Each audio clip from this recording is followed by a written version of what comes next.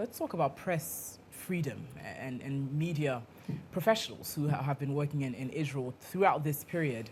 There have been quite a large number of journalists that have been killed. 134 journalists specifically have lost their lives. Now, these include 2 Israelis, though, but most of them are Palestinian journalists, and international news networks, some have also been banned from operating in Israel. Israel prides itself as well as being rather democratic. Why do we then see that the media and press freedom, which is a strong part of democracy, is not being nurtured in this time of the war within Israel? Actually, I think the opposite is true. You know, Gaza Strip is 60 kilometers by 4 kilometers, so it's around 240 square kilometers. You have nearly 2 million people living there, and this is the most congested area in the world. Now, conducting a war in such an area has a very significant price, obviously for the Palestinians, but also for us. We lost hundreds of soldiers there since the beginning of the war. Obviously, as you know, being a journalist, especially covering a war zone, is a dangerous situation.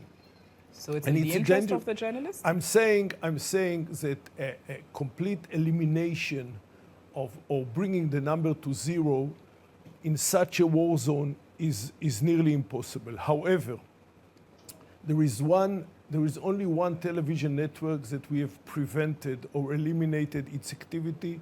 It's known as Al Jazeera. Right? Yes. Al Jazeera, by calling it media network, actually it's a bluff.